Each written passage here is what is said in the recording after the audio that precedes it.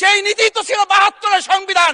সেই নীতি নিয়ে আজকে কেন এখানে এত কথা বলা হচ্ছে? আমাদেরকে বলা হয়েছিল একটা গুলি করলে একটা সরে বাকিগুলো লড়ে না। সেই লড়ে না লোকগুলো ছিলাম আমরা। মাননীয় স্পিকার, গোটা বাংলাদেশ আবার জেগে উঠে গণভোটকে তারা কার্যকর করতে। আমরা লক্ষ্য করেছি এই সরকার প্রতিষ্ঠিত হওয়ার পর শরীফ ওসমান হাদির ব্যাপারে তার বিচারে কতটুকু কার্যকারিতা নিয়ে এসেছে তা আমরা এখন পর্যন্ত জানতে পারিনি। এখন মহামান্য রাষ্ট্রপতির ভাষণ সম্পর্কে আনীত ধন্যবাদ প্রস্তাবের উপর আলোচনা করবেন পটুয়াখালী ২ আসন থেকে নির্বাচিত মাননীয় সংসদ সদস্য জনাব ডক্টর মোহাম্মদ শফিকুল ইসলাম।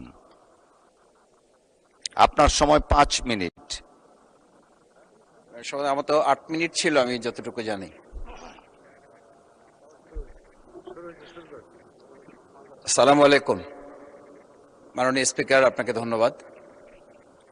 আজকে আমি মহান আল্লাহর দরবারে শুকরিয়া আদায় করি এবং আমার প্রিয় পটুয়াখালী ১১২ বাউফল ২ আসনের যারা নির্যাতন, নির্মম এবং হামলা মামলার শিকার হয়েও ভয়কে জয় করে ন্যায় এবং ইনসাফের প্রতীকে ভোট দিয়ে তারা আমাকে বিজয় করে এখানে কথা বলার সুযোগ করে দিয়েছে। মাননীয় স্পিকার, আপনি জানেন আজকে আমরা যখন এখানে দাঁড়িয়ে কথা বলি তখন আমাদেরকে এটা ভাবতে হচ্ছে যে আমরা কথা বলতে গিয়ে আবার বিগত ১৭ বছরের কোনো একটা বৈষম্যের মধ্যে পড়ে যাচ্ছি কিনা।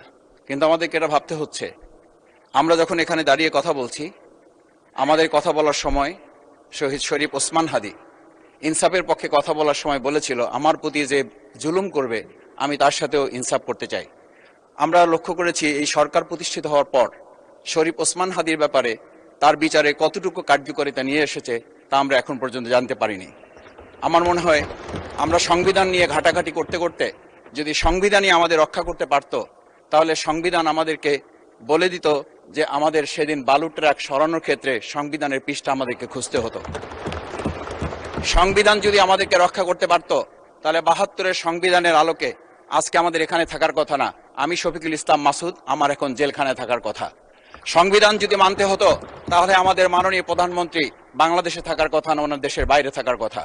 সংবিধান মানতে হলে বর্তমান স্বরাষ্ট্রমন্ত্রীর এখন দেশের বাইরে থাকার কথা ছিল। সংবিধান মানতে হলে যে বাচ্চাদেরকে আজকে এখানে শিক্ষা দেওয়া হচ্ছে, দীক্ষা দেওয়া হচ্ছে, কিংবা তাদেরকে কোনো কোনো ক্ষেত্রে জাসদের সাথে তুলনা করা হচ্ছে, সেই বাচ্চাদের নিয়েই আমরা এই সরকার দলের লোকদেরকে, সরকার দলের সম্মানিত নেতৃবৃন্দকে আমরা চোখের পানিও ফেলতে দেখেছি।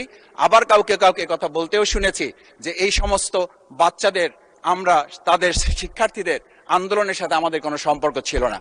আমরা খুব লজ্জিত হই মাননীয় স্পিকার, আমাদের এই বর্তমান সময়ে আমরা যদি এটা খেয়াল করি যে আমাদের বাংলাদেশের এই বর্তমান প্রেক্ষাপটটা নতুন করে এখন যে গণভোটের যে আজকে ন্যায্যতা অন্যায্যতা, সাংবিধানিক পৃষ্ঠা, লাইন, অক্ষর, দাড়ি কমা আমাদেরকে শেখানোর চেষ্টা করা হচ্ছে, যদি সেটা হতো তাহলে বাংলাদেশ জাতীয়তাবাদী দলের সম্মানিত মহাসচিব তিনি কয়েক হাজার পুলিশের বেষ্টনীর মাঝখানে একা একটা মোবাইল নিয়ে তাকে আমরা দাঁড়িয়ে থাকতে দেখেছি, তখন সংবিধান আমাদেরকে রক্ষা করতে পারে নাই। মাননীয় স্পিকার, আমি ৩৫০ মামলা নিয়ে ৭ মাসের ব্যবধানে, আপনিও আমার ২-১টা মামলাতে আপনি আমাকে সহযোগিতা করেছেন, সেটা এই সুযোগে ধন্যবাদ জানাতে চাই। আমার ৩৫০ মামলা জামিন করতে ৭ মাস সময় লেগেছে, আমার বের হতে সময় লেগেছে ৪.৫ বছর। আমি সেই ৪.৫ বছরে ৩ বার রিয়ারেস্ট হয়ে ২ বার গুম হয়েছি। আমি তখন ডিজিএফআই, এনএসআই, ডিবিএসবির কাছে জানতে চেয়েছিলাম আমার সামনে দিয়ে বড় বড় নেতারা বের হয়ে যাচ্ছে, আমার অপরাধটা কি? তখন বলেছিল তারা হুমকি না, হুমকি হচ্ছেন আপনারা। আমাদেরকে যখন শেখ হাসিনার শেষ সরকার নিষিদ্ধ করেছিল তখন তারা ১৪ দল মিটিং করে বলেছিল এই জামাত শিবিরই হচ্ছে সবচেয়ে বড় সমস্যা, তাদেরকে নিষিদ্ধ করলে এই আন্দোলন থেমে যাবে। আজ একটা কথা পরিষ্কার বলতে চাই, এই গণবিপ্লব নিয়ে আমাদের মাথা ব্যথার মূল কারণ হচ্ছে এখানেই শেখ হাসিনা আমাদেরকে যথার্থ টার্গেটটা করেছিল। সেই টার্গেটের মূল লক্ষ্য ছিলাম আমরা। আমাদেরকে বলা হয়েছিল একটা গুলি করলে একটা সরে বাকিগুলো লড়ে না। সেই লড়ে না লোকগুলো ছিলাম আমরা মাননীয় স্পিকার, যার কারণে আমাদেরকে তারা ভয় পায়। আমরা এখন বর্তমান সময় ভিডিও দেখতে পাই যেই শেখ হাসিনা বাইরে থেকে বলেছিল আমরা এই দলকে ভোট দিতে বললাম, আর সেই দল আমাদের সাথে আবার বিশ্বাসঘাতকতা করেছে। আমরা সেই শেখ হাসিনার বক্তব্য শোনার পর আমরা কাউকে আজকে এখানে বলতে শুনে নাই শেখ হাসিনার ওই বক্তব্য সঠিক নয়। এই মানুষ প্রতারিত হয়েছে, বেইমানি করা হয়েছে। আবার যদি গণভোট, জুলাই সনদ নিয়ে এই জাতির সাথে প্রতারণা করা হয় তাহলে মূল্য দিতে হবে শুধু নয়, আবার আমাদেরকে ১৭ বছরের সেই জেল জুলুম, নিপীড়ন, গুম খুনের জায়গায় আমাদেরকে ফিরে যেতে হবে। আমি মনে করি পরিষ্কার বক্তব্য, গণভোটের প্রতি সমর্থন না জানিয়ে জুলাই সনদকে যদি আজকে ইগনোর করা হয়, তাহলে আমাদেরকে কিন্তু আবার সেই গুম খুনের আয়নাঘরের দিকে আমাদেরকে ধাবিত করা হবে।